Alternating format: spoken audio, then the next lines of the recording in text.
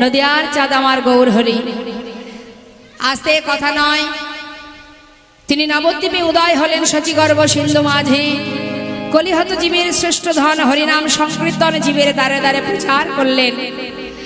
নাম দিলেন, নিজে নাম করলেন আর জগৎজীবকে নাম দিলেন। নাম ছাড়া কলিজীবের নাহি আর ধর্ম, সর্বধর্ম সার নামে শাস্ত্রমর্ম।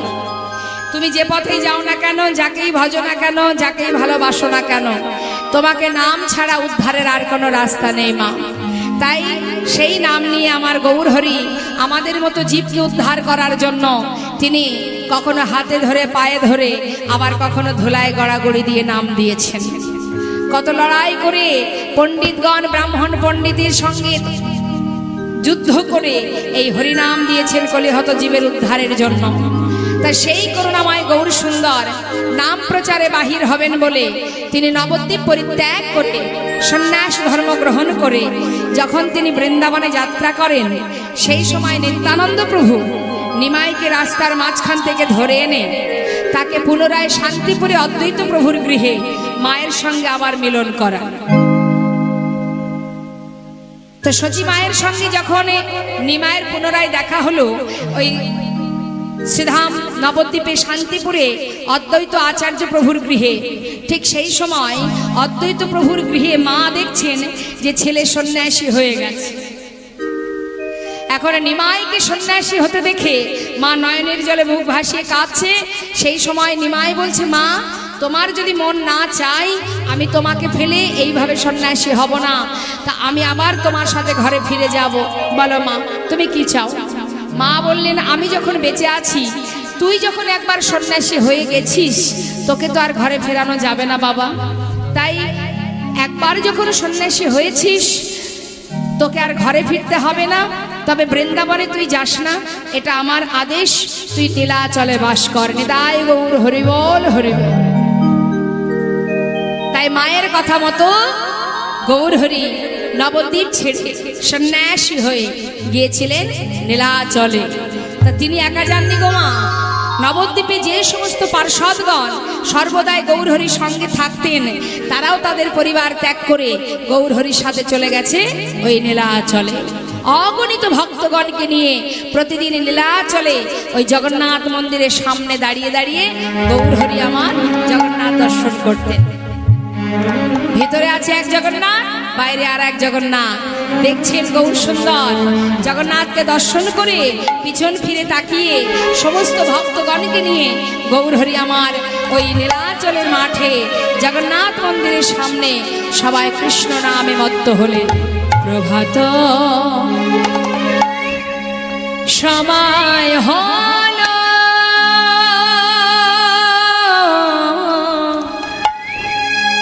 কৃষ্ণ কৃষ্ণ বলো। প্রভাত সময় হল, হরি বল।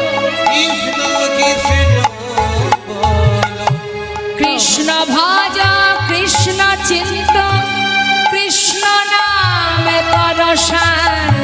নাম বিনা কলি জীবে গতি নাহি আর। কৃষ্ণ ভজ কৃষ্ণ চিন্ত, কৃষ্ণ নাম পরশান।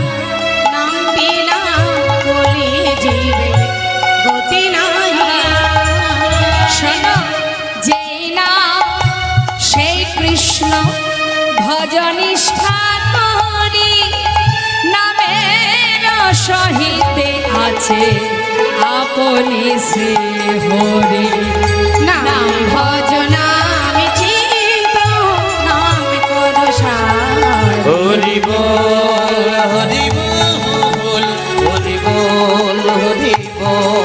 হরি বল।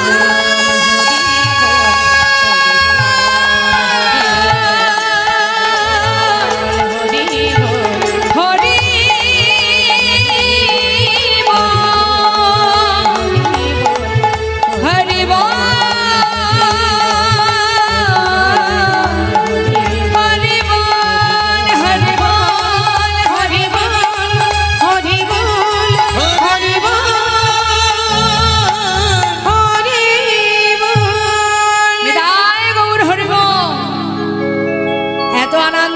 বিন্ধ্যাচলের মাঠে সমস্ত ভক্তগণকে নিয়ে গৌরহরি আনন্দে মত্ত হয়ে আছে বাবা। হঠাৎ তিনি অন্তরে জানতে পারলেন বেশ কিছু দূরে এক ভক্ত একাকী দাঁড়িয়ে নয়নের জলে বুক ভাসিয়ে কাঁদছে। গৌরহরি এত ভক্তদের নিয়ে আনন্দ করছেন, সবাইকে নিয়ে আনন্দে মত্ত হয়ে আছেন, কিন্তু হঠাৎ তিনি অন্তরে জানতে পারলেন, আর যেই না অন্তরে জানতে পারলেন সবাইকে সরিয়ে ধীরে ধীরে একেবারে তার সামনে গিয়ে দাঁড়িয়েছে। হরি বল হরি। এটাই হচ্ছে অন্তর্যামীর কাজ মা, যিনি অন্তরের খবর রাখে। হরি বল। মানুষের চোখের আড়ালে আমরা অনেক কিছু করি, তাই না? ভাবি দেখতে পাইনি যখন আমি মহৎ কাজ করে ফেললাম, কিন্তু যিনি এখানে বসে আছে তার কিছুই জানতে বাকি থাকে না। তবে হ্যাঁ, সে সাজা দেবে, অপেক্ষা করতে হবে, অপেক্ষা করতে হবে। ঠিক তুমি সাজা পাবে, কখন পাবে কিভাবে পাবে তুমি নিজেও জানো না। আর যখন তুমি সাজা পাবে তুমি ভাববে না এই সাজাটা তুমি অপরাধ করেছো তাই তুমি পাচ্ছ, কেউ তোমাকে দিতে যায়নি, তুমি সাজা পেয়েছো তোমার অপরাধের কারণে, তাই তো? তাহলে আর ভগবান যদি সাজা দেয়, সে সাজা এমনই সাজা হবে মা, যেটা মানুষ দিলে কম হয়ে যায়। তাই আজ দেখুন অগণিত ভক্তদের মাঝখান থেকে তার কাছে গিয়ে দাঁড়িয়ে গৌরহরি জিজ্ঞাসা করছে, কে তুমি?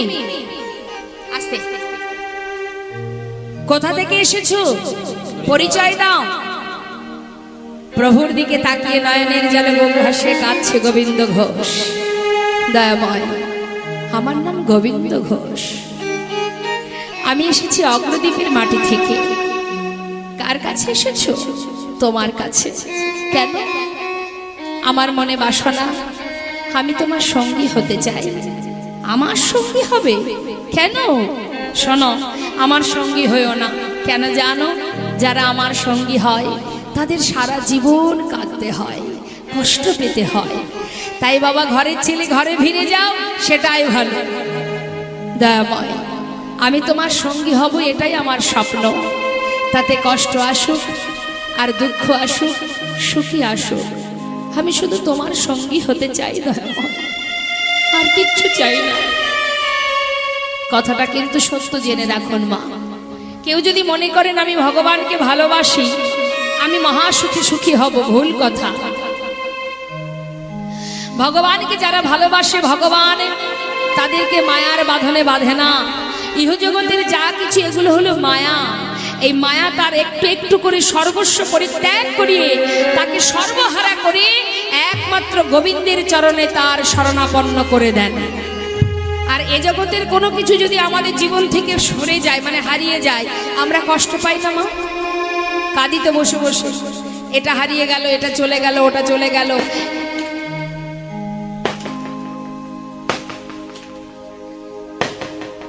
জানি তাই।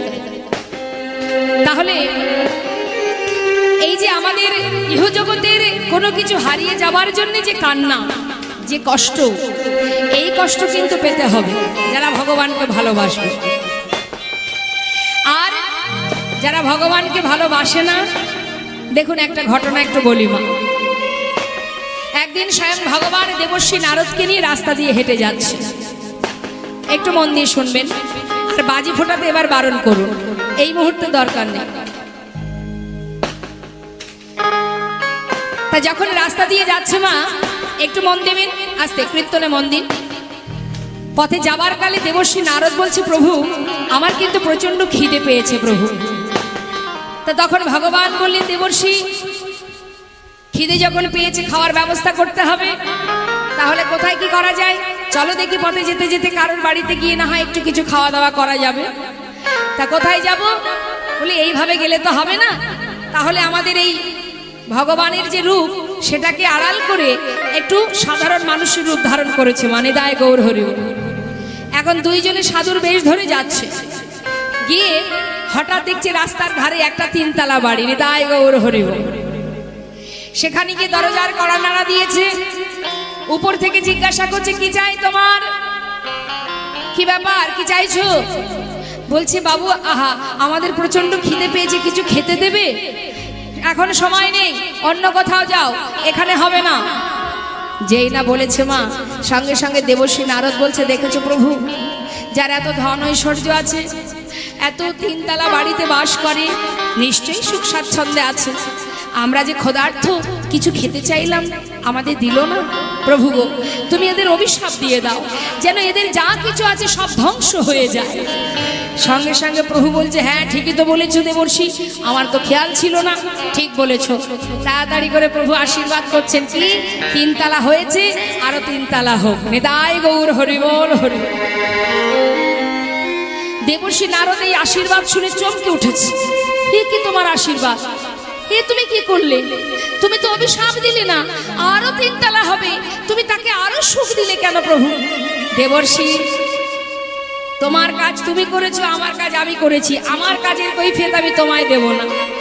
তোমার খেতে ইচ্ছা হচ্ছে, খিদে পেয়েছে, চলো দেখি অন্য কোথাও ব্যবস্থা করতে পারি কিনা। দেবর্ষি নারদকে নিয়ে এবার সেই বাড়িটা ছেড়ে বেশ কিছুটা এগিয়ে গিয়ে দেখছে একটা কুড়ে ঘর, খড়ের ছাওয়া, ছোট্ট একটা চালা, তার মধ্যে এক বুড়িমা বসে আছে। মা হরি হরি। সেখানে গিয়ে বলছে, ও বুড়িমা, প্রচন্ড খিদে পেয়েছে আমাদের দুজনের, কিছু খাবার দিতে পারবে? তখন বুড়িমা বলছে, এসো এসো বাবা, এসো এসো, ঘরে এসো। ভগবান কোথায় থাকে গো মা? ভগবান তো কাঙাল কাঙালিনীর ঘরেই থাকেন।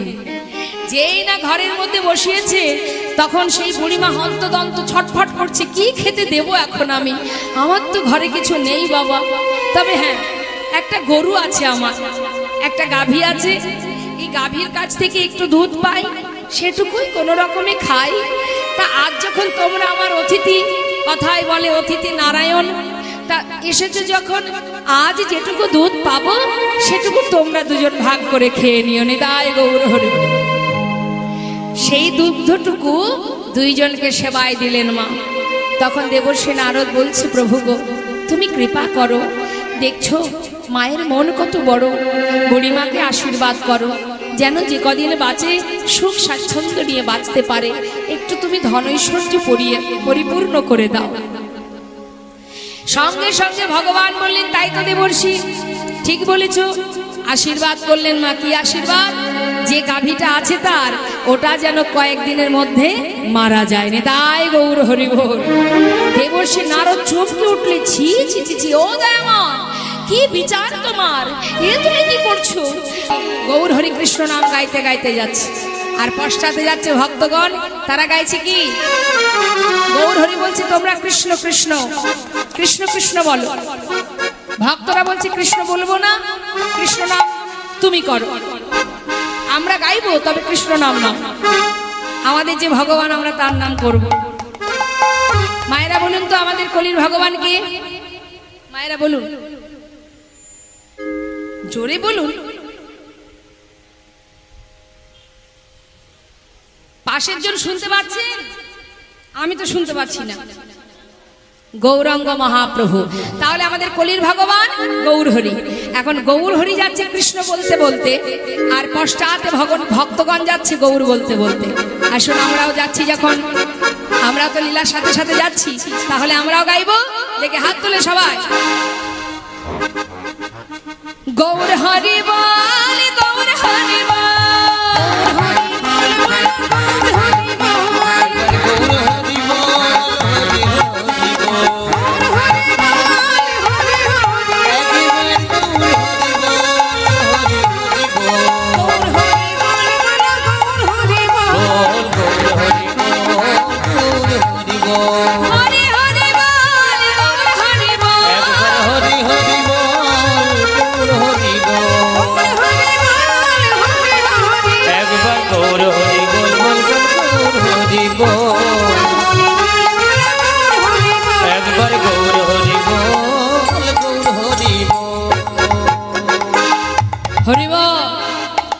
তাহলে ভক্তরা যাচ্ছে গৌর বলতে বলতে, আর গৌর হরি যাচ্ছে কৃষ্ণ বলতে বলতে।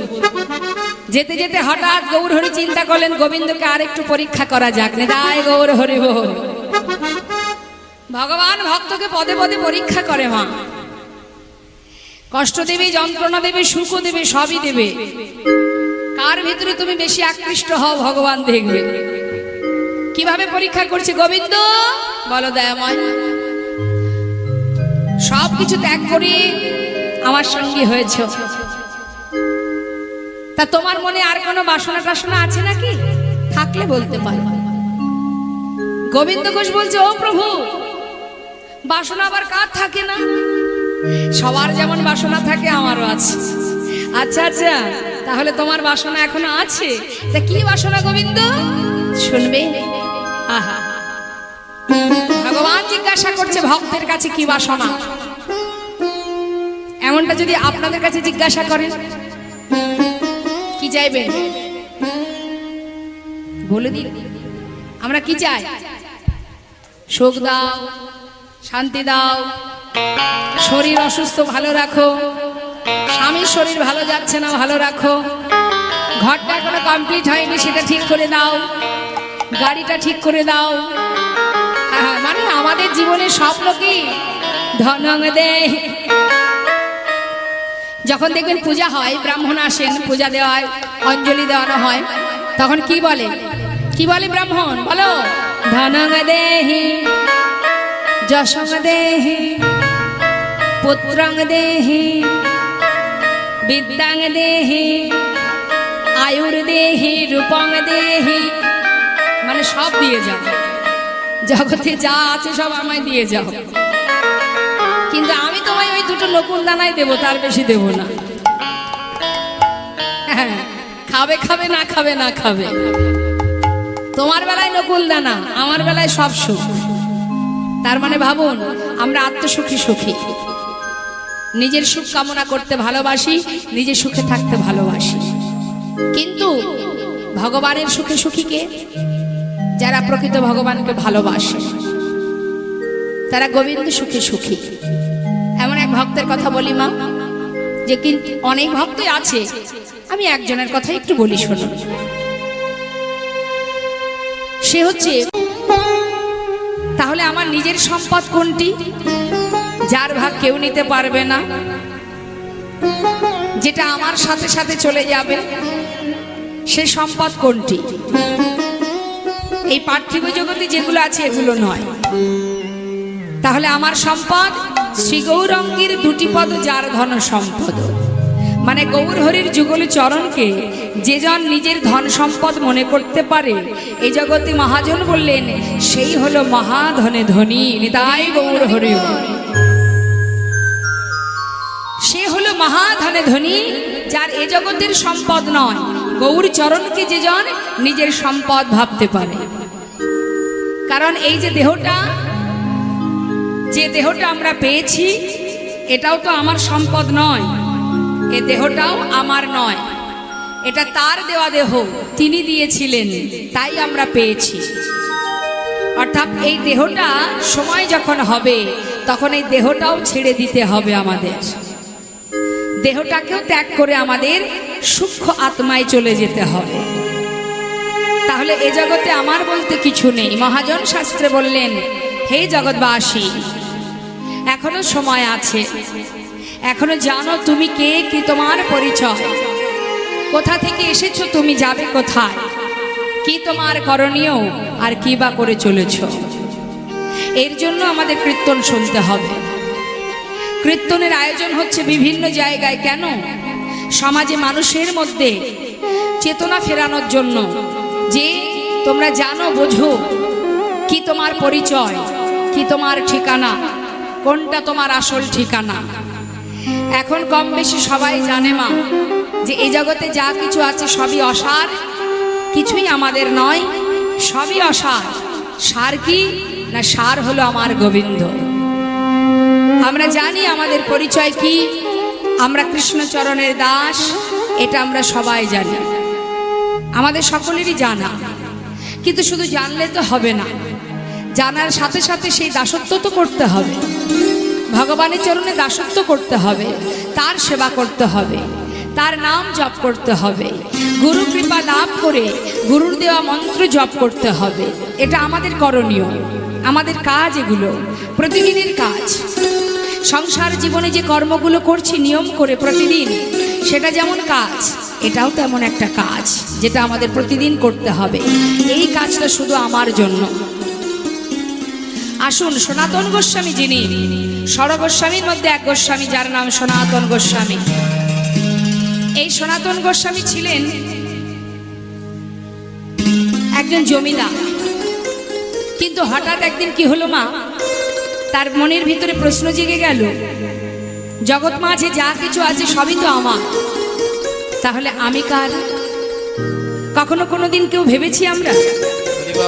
সকালবেলা ঘুম থেকে উঠে আমরা যে সারাদিন পরিশ্রম করি সেটা কি জন্য? আমার আমিত্ব, আমার লাভ করার জন্য। এটা আমার, ওটা আমার, সেটা আমারের জন্য, তাই না? ওটা আমার, এটা আমার, মারামারি, হানাহানি, কাটাকাটি, দেখতেই তো পাচ্ছেন কি পরিস্থিতি চলছে বর্তমান সমাজে। তাহলে যা কিছু করছি সেটা অসার।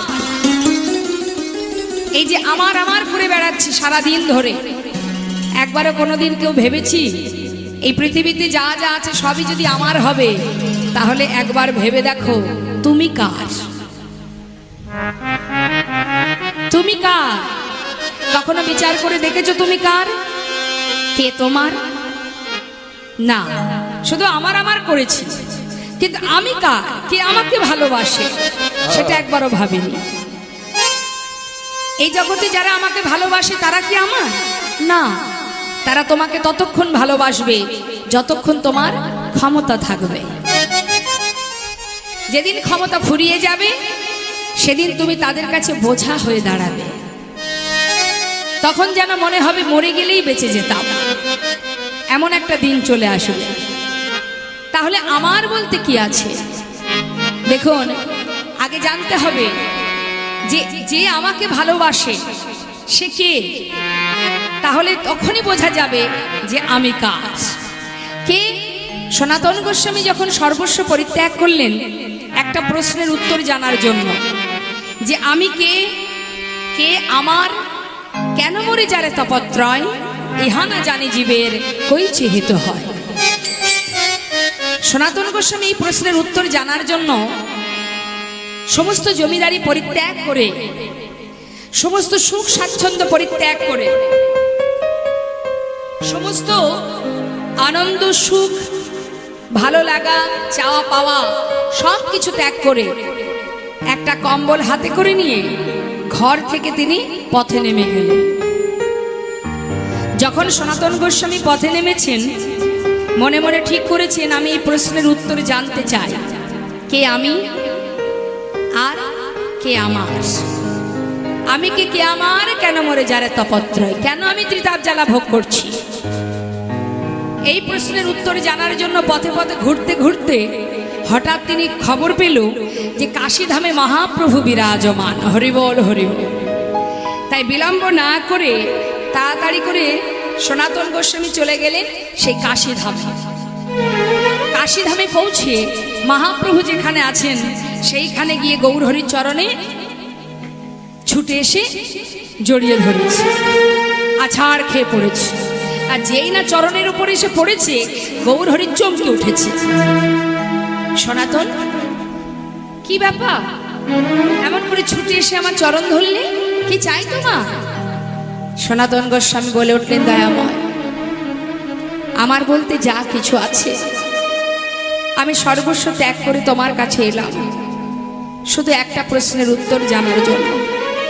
তুমি আমায় বলে দাও দয়াময়, আমি কে আমার যেন মনে যারে তপত্রয়, ইহা না জানে জীবের কই চিহিত হয়। বলো প্রভু, আমি কে, আমার পরিচয় কি, আমি কোথা থেকে এসেছি, কোথায় যাব, কি আমার করণীয়? গৌরহরি বললেন, উত্তম প্রশ্ন করেছো সনাতন।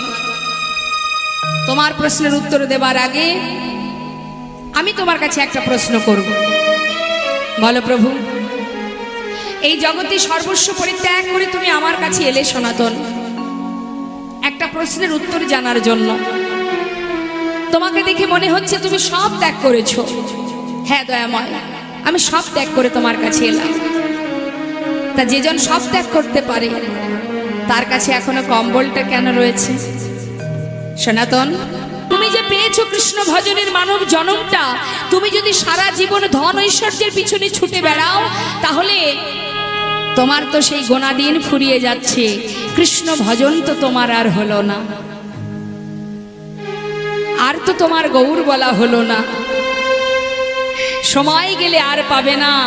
সময় সবার কাছে যতটুকু দিয়ে রেখেছেন বিধাতা, তার বেশি তো তুমি পাবে না। সময় কিন্তু পার হয়ে যাচ্ছে। তাই তো মহাজন বললেন, হে জীব, সংসারে হাজার কাজের মধ্যে দিয়ে নিজের কাজটুকু করতে শেখো, নিজের কর্মটুকু করো। নিজের কর্ম কি?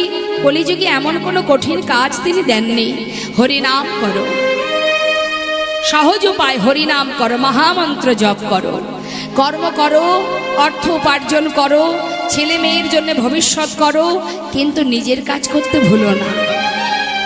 রাধারানী যিনি কিনা আয়ানের ঘরণী হয়ে সংসারে রন্ধন করেছে, কর্ম করেছে, কিন্তু মনটা ছিল যেমন গোবিন্দের কাছে, ঠিক তদ্রূপ তুমিও কর্ম করছো, করো, কিন্তু মনটা দিয়ে দাও কৃষ্ণ চরণে। নিতাই গৌর হরি বল, হরি বল। তাই আজ বৈষ্ণব মহাজন পদাবলিতে বললেন, এ জগতের যে বিষয় সম্পদ, এটা তোমার নয়, এটা অন্য কারোর জন্য ফেলে রেখে দাও, কিন্তু তোমার নিজের সম্পদ কোনটি? না গৌর হরির যুগল চরণ, এটা হলো তোমার সম্পদ। আর যদি এই গৌর চরণকে সম্পদ ভাবতে পারো, আর মুখে হরিনাম করতে পারো, নাম শ্রবণ করতে পারো, তাতেই তোমার মঙ্গল। কোনো কষ্ট করতে হবে না।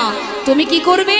গুরুচরণ আশ্রয় করবে, গুরুর কৃপা লাভ করে গুরু দেওয়া মন্ত্র জপ করো, মুখে হরিনাম করো, কৃষ্ণ নাম করো, আর বদনে কৃষ্ণ নাম, নয়নে দুফোঁটা গৌর চরণে বাড়ি বরিশন করো, আত্মনিবেদন করো, দুটি বাহু তুলে মহামন্ত্র জপ করো। তা আসুন আমরা সবাই মিলে একবার হরিনাম করব। হ্যাঁ, প্রত্যেকেই হাত তুলে দেখি। সবাই হাত তুলেছেন? হাত তুলে এবার আমার সঙ্গে গাইবেন। আমি গাইব, শুনে শুনে আপনারা গাইবেন। আমার শেষ হলে আপনারা গাইবেন। বলুন, হরে কৃষ্ণ। আমার শেষ হলে আপনারা গাইবেন, শুনে নিন। হরে কৃষ্ণ কৃষ্ণ কৃষ্ণ হরে হরে, হরে রাম হরে রাম, রাম রাম হরে হরে, হরে কৃষ্ণ। বলুন, হরে কৃষ্ণ। একটু জোরে।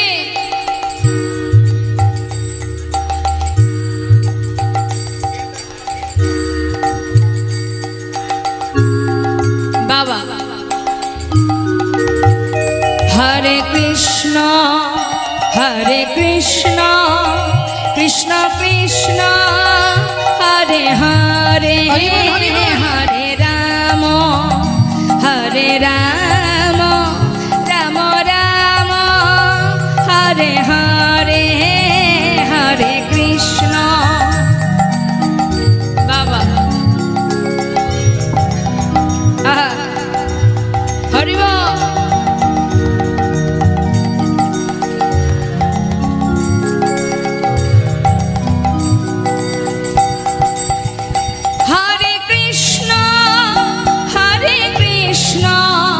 কৃষ্ণ কৃষ্ণ হরে হরে, হরে রাম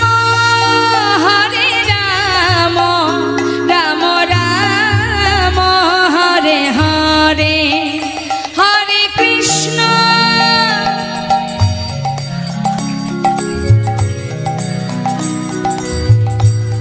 আহা,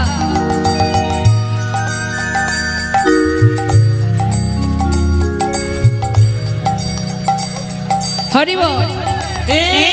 হরে কৃষ্ণ হরে কৃষ্ণ, কৃষ্ণ কৃষ্ণ নিতাই গৌর হরি বল, হরি বল। হরে রাম হরে রাম, রাম রাম হরে হরে, হরে কৃষ্ণ হরে কৃষ্ণ, কৃষ্ণ কৃষ্ণ হরে হরে, হে হরে রাম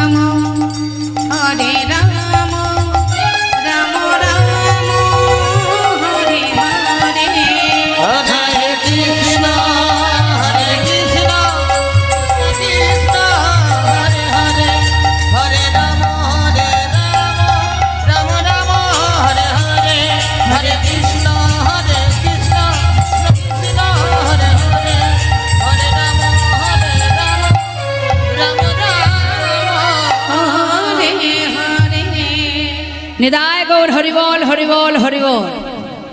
তাহলে হরিনাম করলে কি কি গুণ, হরিনাম করলে কি কি পাওয়া যাবে, লাভ কি আমাদের? হ্যাঁ ওমা জানি তাই, হরিনাম করলেও যেমন উপকার, আবার শ্রবণ করলে উপকার। যেভাবেই করো না কেন, ঠিক কেমন বলুন তো?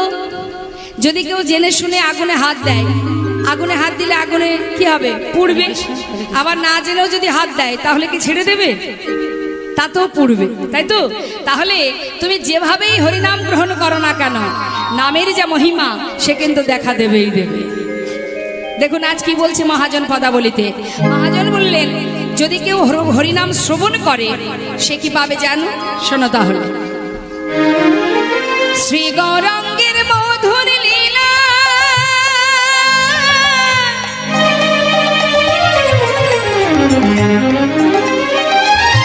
যার করনে প্রবেশিলা, আমার শ্রীগৌরাঙ্গের মধুর লীলা,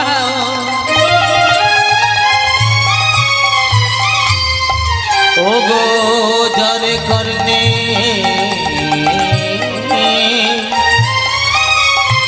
প্রবেশিলা, হৃদয় নির্মল ভেলতা হৃদয় নির্মল ভেলতা, অজ্ঞান আধার যায় গো দূরে, যে জন হরিনাম শ্রবণ করে ও তার অজ্ঞান আধার যায় গো দূরে।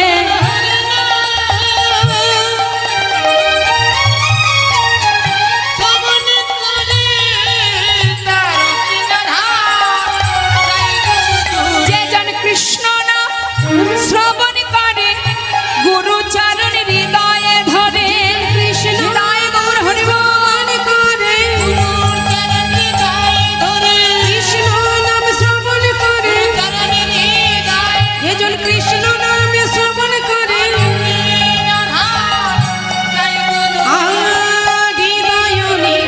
হৃদয় নির্মল ভেলতা,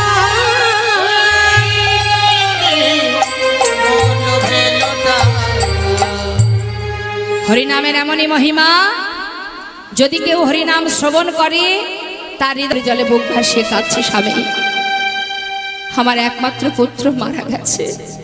কি বললে? আমাদের সন্তান মারা গেছে। হ্যাঁ স্বামী, আমারই ঘরে গৌর হরি হরিনাম করছে, আর তিনি যখন আমারই ঘরে আছে তবে এমন কেন অমঙ্গল হলো আমার ঘরে? আমার একমাত্র সন্তানকে আমি কেন হারালাম? স্বয়ং মহাপ্রভু তো আমারই ঘরে হরিনাম করছে, তবে এমন অঘটন এমন অমঙ্গল কেন হলো? তুমি বলো স্বামী, কেন হলো এমন অমঙ্গল? কেন আমার সন্তান আমায় ছেড়ে চলে গেল? শ্রীবাস পণ্ডিত বলছে, মালিনী শান্ত হও, যার হাতে যতটুকু সময় আছে সে সেইটুকু সময় থাকবে, তার সময় হয়েছে সে চলে গেছে। মালিনী তোমার তো সৌভাগ্য এটাই যে যখন আমার ঘরে মহাপ্রভু হরিনাম করছে তার কণ্ঠের হরিনাম শ্রবণ করতে করতে আমার সন্তান মারা গেছে। এটা তো অল্প ভাগ্যের কথা নয় মালিনী,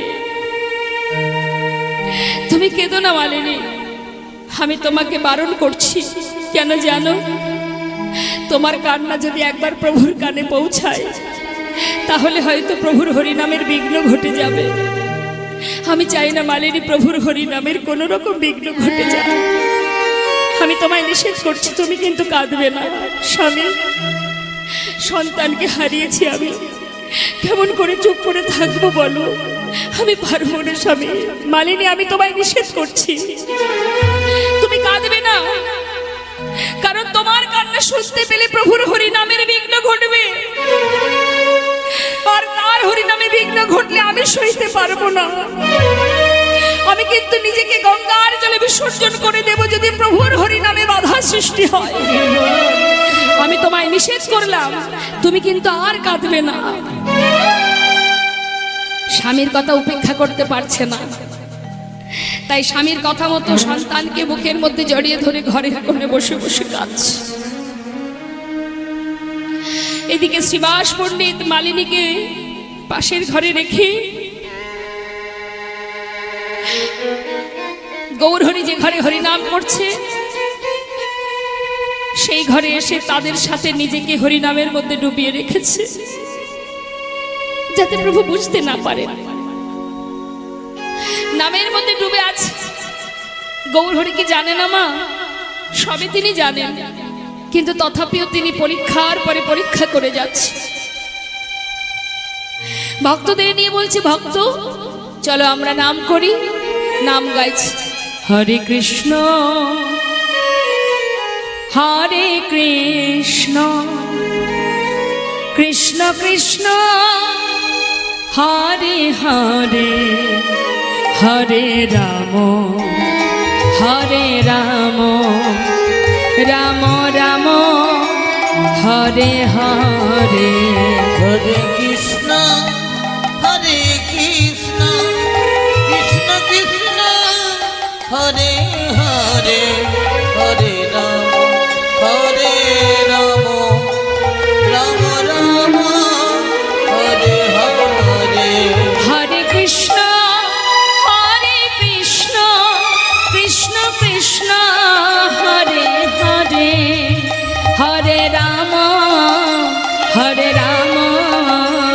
রাম রাম হরে হরে। হরে কৃষ্ণ কৃষ্ণ কৃষ্ণ কৃষ্ণ হরে হরে হরে রাম রাম রাম হরে হরে। হরে কৃষ্ণ। মায়েরা উলুধ্বনি নিতাই গৌর হরি বল। হরে হরে রাম রাম রাম হরে হরে হরে কৃষ্ণ কৃষ্ণ কৃষ্ণ কৃষ্ণ হরে হরে হরে রাম রাম রাম হরে হরে।